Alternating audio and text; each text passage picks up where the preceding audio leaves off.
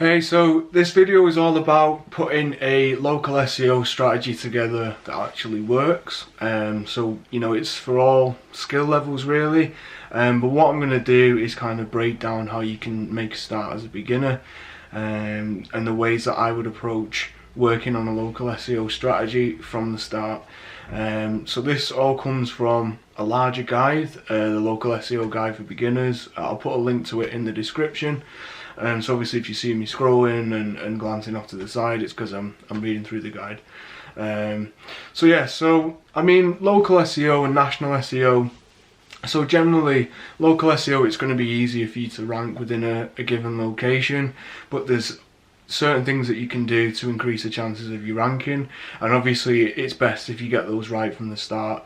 So this is all about how you're going to approach building a site, optimizing the site, and then what you can do ongoing.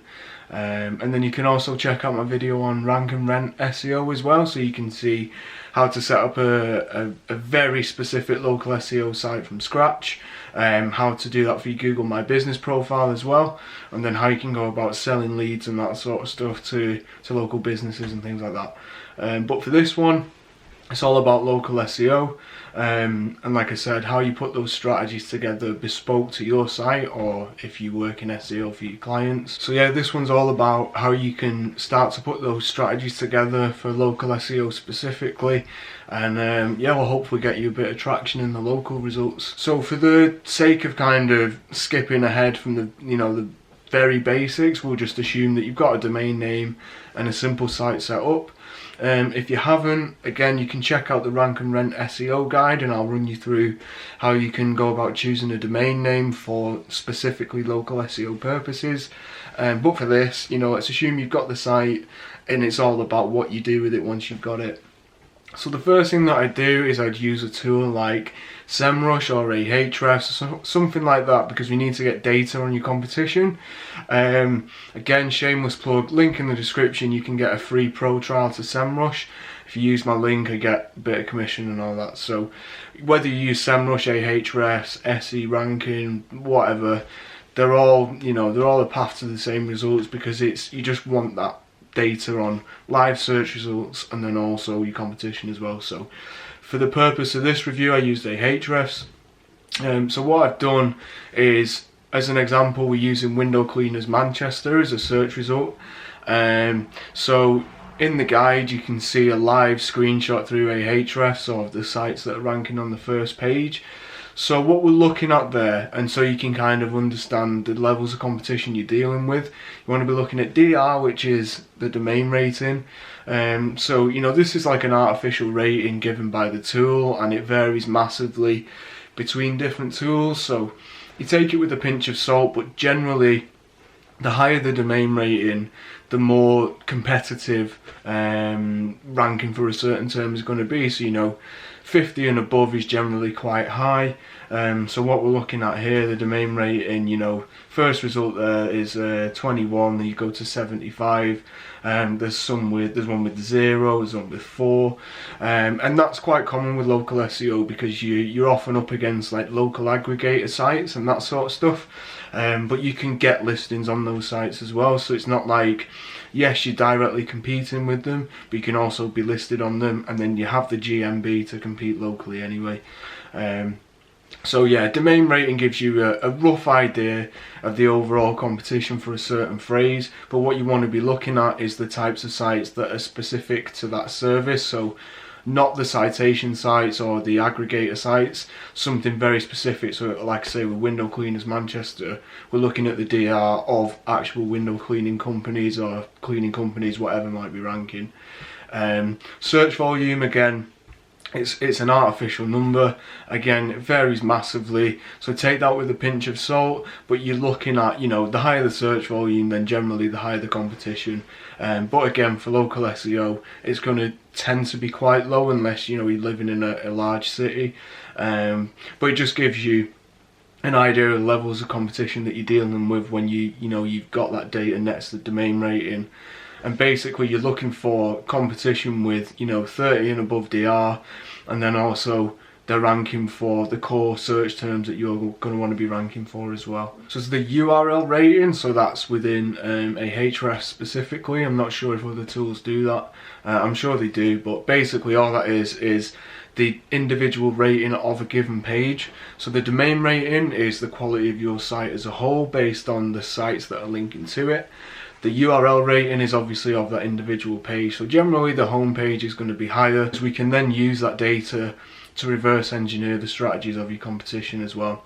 So like I say, the final point there is backlinks. So that's the main thing out of all of that really, is you want to type in the main, say 5 to 10 search terms, look at the sites that are showing within the tool, and then go into the referring domains in the backlink section so you can see where they're actually getting their links from. So yeah, so it's not like the tool actually does the SEO for you or any work actually for you. What it's good for and what it's really there for is to look behind the curtain and get the data that you're going to then need to go ahead and put a proper strategy together. So I'll get more into links later on in the video, but for now, you know, if you're wondering where you even start with link building in terms of local SEO, it's still important. The easiest way to do it, like with anything, is to look at your competition initially and take a look at where they're getting their links from, because any of those sites, you know, especially with local SEO, usually it's just aggregator sites that you can sign up to. So you know you need to be signing up to those because you can see that they're working for your competition. So what we also want to look at is how competition are using content to target local keywords. So obviously it's not all about just writing the city or something 50 times in a page. You want to be looking at specifically how certain competition are using content, and whether that's with the title tags, meta descriptions, headers, and then also the actual content of a page. This is why that initial piece of taking the time to do the research to actually even find who your competition are in terms of the ones that are ranking, so not just like the direct competition down the road because they might not even have a website. It's the ones that are actually ranking and doing well for those specific keywords.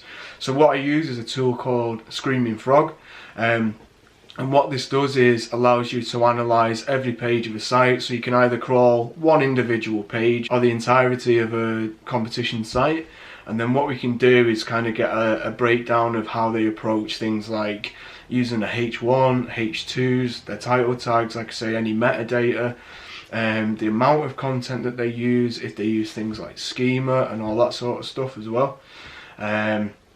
So if you're looking to rank locally, you're obviously going to want to have the location within the title tag, and then you're also going to want it within the H1 of the page as well. So for my example here, they're called Manchester Cleaners, so Manchester straight away. It's mentioned in the title tag, and you know, to target that main keyword of window cleaning, but to keep it natural, they've gone for streak-free window cleaning, Manchester Cleaner. So it's pretty spot on. And then the H1 mirrors that as well, so spotless window cleaning in Manchester. And then the H2, choose the expert window cleaners in Manchester. So obviously you're going to want to be targeting the main location within their headers because that's what search engines are looking for. It's all about doing it in a readable way that isn't going to be spammy. And then what we also want to look for is how many times they actually mention the core keyword on the whatever page it is that's ranking. So in this example, it's like a category page that they've kind of shot a couple of links to. So in that category page, they mentioned window clean 14 times, so whatever version of that, and they've mentioned Manchester 7 times, and the overall word count of the page is 1,000 words, which is pretty much spot on for something like that. So this is great because you can see, you know, you can do that for, you know, I'd say 5 competitor sites that are ranking well, and like I said, the actual sites, not the aggregator sites. And what you're going to be looking for is how often they're mentioning the city, the main keyword, and then just purely how much content's on the page. I would recommend a minimum of 1,000 words for any local service page, and you can get that into the home page as well with you can do something like a frequently asked questions block at the bottom of the home page just to kind of up the density of your content. It's just that content has to be quality, and it has to be targeting the keyword effectively in a way that's readable and you're not just repeating things over and over again.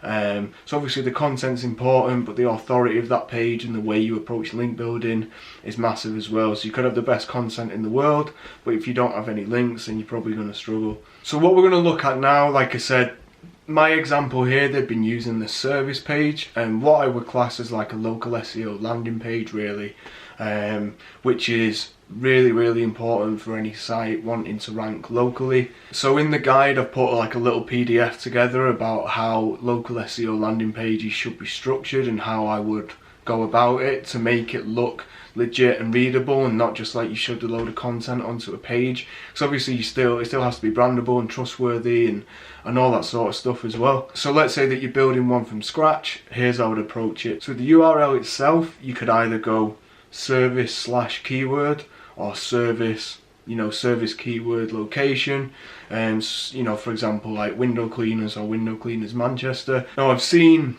both work, having just a keyword or keyword and location. I think what you should do in terms of working out what you should be doing there is just to look at your competition and what are they doing, especially the top 3 results, what's working for them, and then base it off that. And then we're going to look at metadata, so your title tag. So here you need to tread a fine line between overkill with that primary keyword, but then obviously you've also got to target it effectively. So people who read stuff on like white hat SEO and treading really carefully, obviously you have to do that, but at the end of the day you're going to have to target your keyword a certain amount of times, otherwise you're never going to rank for it. So like I said, it's all about doing it in a way that's readable and you're not going over the top. So at the bare minimum, you want to target the core keyword and the location once in the title tag. So if your business name includes a location, like with the window cleaning service, they're called Manchester Cleaners. So, Manchester and Cleaners it's in the business name, it's already mentioned at the end of the title tag. So an example I've used here is like, let's say I've got an agency called Manchester Agency. We could do a title tag like bespoke SEO agency services Manchester Agency. So you've got SEO agency services Manchester as like one long string, and all those core keywords are still targeted, but it's readable at the same time. So your meta description, this isn't officially a ranking factor, but it's huge for a conversion rate. So with things like blog posts and that sort of stuff, if they're not getting a lot of traffic, it doesn't really matter too much. But with something like a homepage or a category page or something that you're actively trying to get ranking, I would take the time to put something together that's readable. And again, getting the location keyword in there, because if someone's searching with the location, that's going to show up in bold in the meta description anyway. So it's just another sort of trust thing. If you see one site with an optimized meta description that's being served fully, and then another one with just, they've left it blank, so Google pulls one in themselves and it's like a mess of words, you're probably going to go for the first one. So your H1, this is something that people often forget, but this is this is a very important ranking factor as well. So you're going to want to include the primary keyword and the location again in that. So like the guys in my example, window cleaning Manchester, spot on. It's not too long, it doesn't have to be anywhere near as long as a title tag, and it's the first thing that people generally would see when they land on the site. And then you can use your H2 to target a long tail variant of that H1. So my example here is like, say it was Skip Hire Manchester was the H1, and then the H2, are you looking for a reputable skip hire company, in Manchester or whatever. So it's a variation of the H1, and you've just made it more readable, and it's just a natural way to break up the page. It's a H2, so they're still going to crawl it, and you've got the core keyword and the location in there. So you want to add some images, ideally of whatever the service it is that you're doing, roofing, actually have a picture of you and your team doing the roofing. But what you don't want to miss is the alt tag, so you're going to want to have the keyword again and the location in the alt tag, and then you can also geo tag the image, which puts the location data within the image. So especially if your service is very image led in terms of people need to see you doing the job and they might be looking at image search results, then obviously you're going to want to rank locally for that image. So geo tagging the data helps with that. So I'll put a link in the description to the free thing that I use just to geo tag images. And then internal links as well. So these increase the flow of the authority across your site. If it's from your home page, then internally linking to the service pages that you want to rank. and then also from your service pages if it's a related service or something like that. And it just keeps search engines, you know, crawling in between pages. The pages are discoverable, so any new page is linked to from an existing one, and it just makes the job of search engines much easier. Alright, so with local SEO and SEO in general, it's all about writing content that actually works. Link building and the authority in a site is still one of the most important ranking factors, and people do get away with having rubbish quality content because they've got a lot of authority in the site.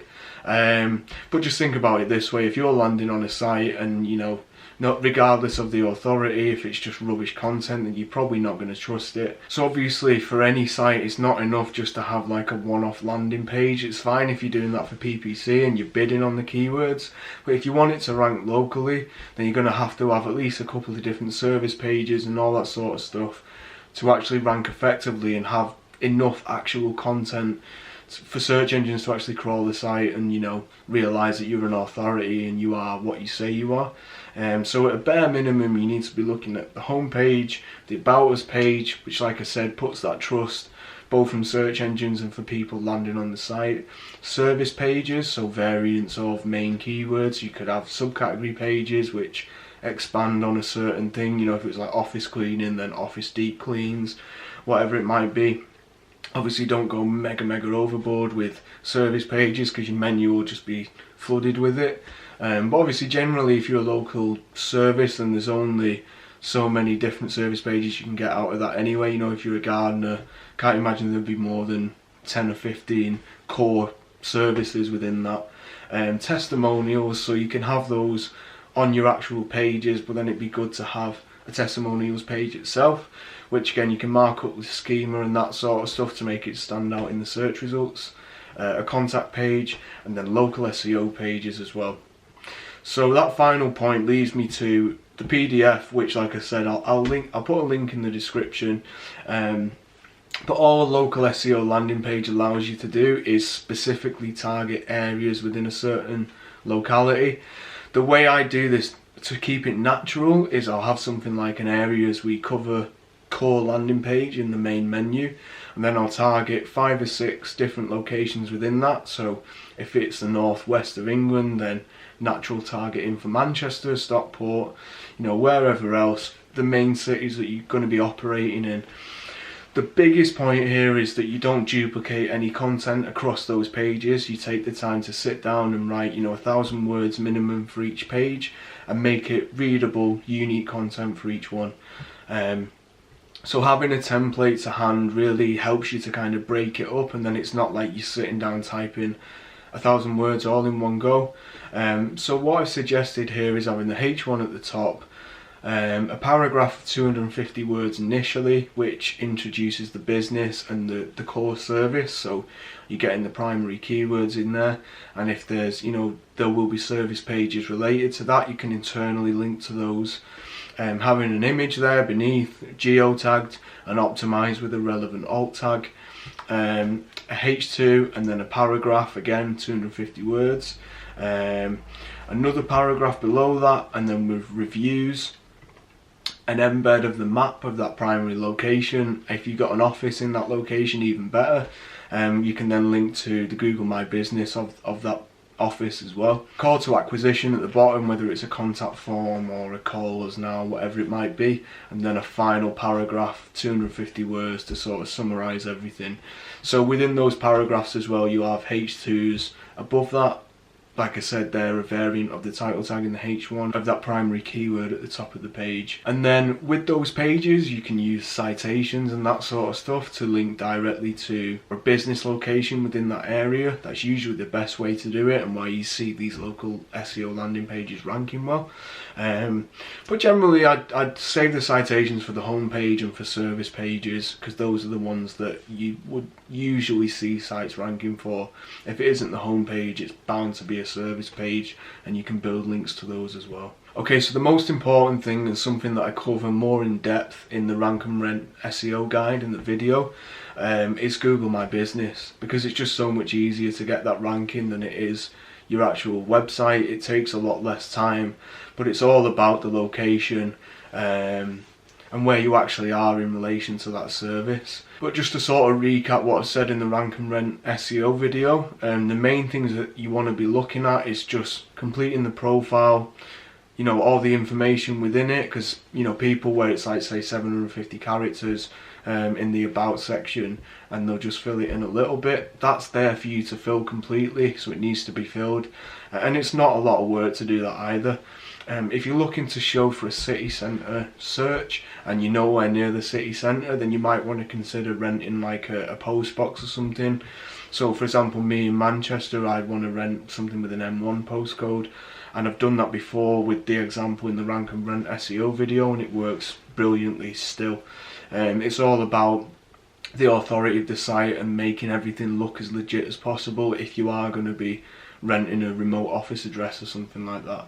And if you don't have a phone number with a local area code, it might just be something you want to think about if you're kind of struggling with that initial visibility on your GMB. So yeah, like I said, you want to fill in all the services, the products, and all the descriptions in the info section completely to the limit, because it's, you know, it's there for you to use, and Google wants to see, one, that you know what you're talking about and that you offer what you actually say you offer, but two, that, you know, you're taking the time to fill it in. Your competition might not have done, so you're kind of just getting that leg up on them.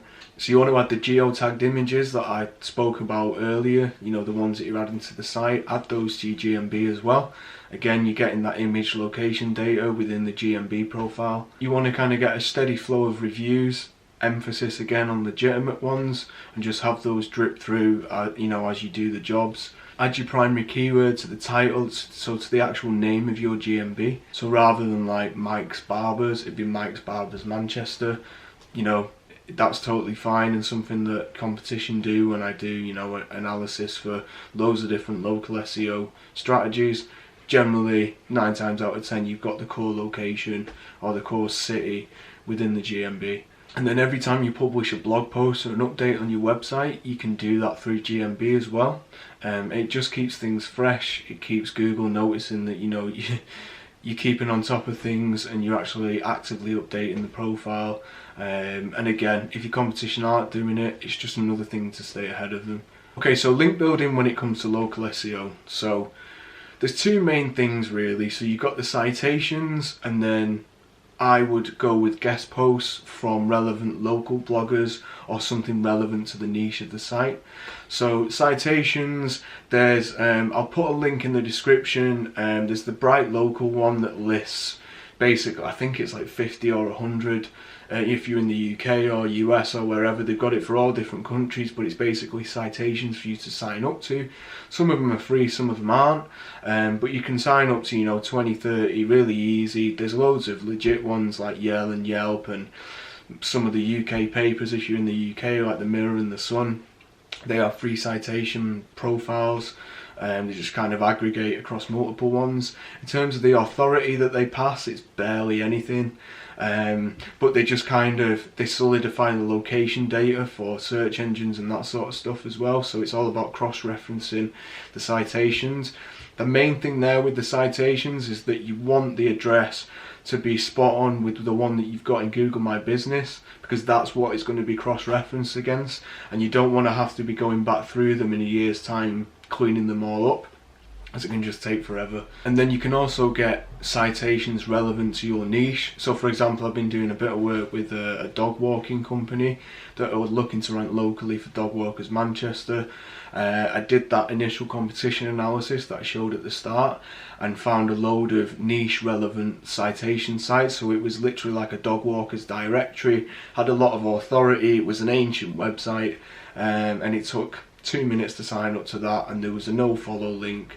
But again, it's still a link back to the site, and it's either niche specific or it's location specific. With guest posts, the main thing that you're going to want to be looking for is that the site is relevant to something, to the broader niche of your service, and that it's coming from a site with authority. So you don't just want to be buying links off anyone, especially if you're shooting them to service pages rather than the home page. But I do that for my clients. I get guest posts pointing to service pages. It's just something that you want to do. You don't want to go overboard on it, and it has to be a mega legitimate site. So for example, if I had a client in home cleaning, then I would outreach to bloggers, you know, like interior bloggers or like parent bloggers that talk about cleaning the kids' room and that sort of stuff. Something that's still, you know, it's still relevant, even though it's a little bit vaguer. It's not directly a home cleaning website or whatever, but it's relevant enough to land a link with. If you go to the link in the description, I keep saying that, but I actually run a service, Complete White Label, where you can get guest posts and link inserts into existing bloggers' content. So over the years I've worked with thousands of bloggers and I've built up really good relationships with them. They're quite picky about the sites that they accept, but if you get in touch with me, or you know, you place an order through the site, then generally I can find you, you know, super relevant blogger, and that's actually going to pass authority to the site. But like I said, it's not something that you want to go overboard with, especially at the start. But they do work really well. It's all about that relevance, and that's why, you know, I get repeat customers through Complete White Label, because I take the time to do that outreach initially, which a lot of people don't do, and then you end up with links from dodgy sites that, you know, are going to cause problems later down the line. But yeah, link inserts are good as well, because if you find a blogger, you know, they might be talking about they had a new roof or whatever, they're already talking about roofing, you've got a roofing company, and you just approach them and ask, you know, a homepage or a service page link insert into that existing piece of content. So that's something that I do for clients through Complete White Label as well, because generally it's cheaper than a guest post and it's just much easier and it works amazingly. But yeah, enough with the shameless plug on that one. Like I said, it's fine to build links to those pages. It doesn't just have to be citations, and it doesn't just have to be ones at the homepage. You just have to be quite careful about how you do it, really, and it should all be informed by the data from your competition. So you can, you know, if you're going to start building links to service pages, then at least check that that's what your competition do, and kind of reverse engineer what they're doing in terms of a link building strategy, whether it's citations, you know, guest posts, whatever it might be. So what you can also do as well, this has worked well for some of my larger clients, not something I've done personally because the budget just isn't there, but local sponsorships, you know, sponsor local football teams and that sort of stuff. Generally the football teams will have the location name in the domain, and then you're getting a link back from an authority site that gets a load of traffic. You know, sometimes they sell like banner space, sometimes you can get a sponsored post. Some of them are run by like the dad of a player who's like volunteering, he's built a free site, but over the years it's built up a fair bit of authority, so sometimes you can land a link for fairly cheap, and it's a banner ad, so you got a link on every page. Again, not something you'd be wanting to overdo, but if you've got the budget to kind of experiment with different link building and you can justify it in terms of, you can see that the competition are doing that as well, so you can justify the data, then, you know, there's no harm in trying it out. So my final point on link building, because I understand it's about local SEO, but you know, you can use these broader link building tactics to, you know, really make your site a really big authority through data landing pages. So it's probably something that your competition won't be doing. So for example here, you could be doing things like a work satisfaction survey for your industry. You could create a landing page from existing stats, so use sites like Statista and ResponSource to get free statistics, and just look at like press releases and that sort of stuff. And then you can do surveys that could be, you know, you can outreach to local journalists and that sort of stuff. So they're a little bit more time intensive and they can be quite expensive if you're doing a survey, but if you're landing links from local press sites and that sort of stuff, then, you know, it's pretty unlikely that your competition will be doing that unless they've also got that sort of budget. So then you can use that survey data, that data landing page, to internally link back to the service pages on your site. So, you know, if that page gets loads of links, it builds up its own authority. That's then passed on to the service pages, and you'll see an uplift with those organically as well. So for example, if you're a roofer, you could survey 1,000 roofers nationally, and then look at the location data. You could see, you know, how happy are you in your job, how much do you earn, and then you could do like local grabby sort of headlines in a press release. So you could say, right, surveyed 1,000 people and it turns out roofers in the northwest are the happiest in the country, or whatever it might be. It's a pretty rubbish example, but yeah, there you go. It's those sort of things where you think, what would local journalists like to see, and that sort of stuff. You can use tools like hunter.io to go on, like, say, Manchester Evening News to get journalists' emails and data, and you can just email them and say, look, I'm thinking about putting together a survey for my client. Is there any questions you'd like to be answered if you was interested in doing a feature in it? And that's all it is. And I've done that for a client in the past, and it's worked really, really well. We did a survey of 5,000 office workers. So it was all about hygiene and, you know, like hygiene in the office, how often they wash their hands and that sort of stuff. And that got picked up by the Metro, local papers, Yahoo News, then also industry press as well, so you can get links from them. Like, this was like cleaning websites, but that page in itself is a huge authority now, and it continues to get links because it ranks for things like office hygiene stats and that sort of stuff. And then the client's #1 for the vast majority of their service pages, because we internally link from that page, and it's so much more natural than just shooting links to an individual page. And like I said, you know, this is something that the competition don't do, so they're going to really struggle to kind of knock us off the top spot for anything there as well.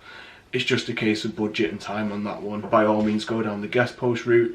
This is just a super safe way to go about link building if you've got the budget and the time to do it. So NAP stands for name, address, phone number. This is a really quick win. So just making sure that you've got your address, which is exactly what you put in Google My Business, but you've got that in the footer, so it's on every page basically. You've got the phone number in the footer, and then the name of the business in the footer as well. Again, it's all about showing that you're legit and you've just got all the information to hand, and, you know, having it in the footer, it's not only great for UX, but then Google's crawling, you know, it's crawling the location and the name and all that sort of stuff over and over and over again on every page. So schema, there's local SEO specific schema. If you don't know what a schema is, it basically provides more of a context about the content on a page.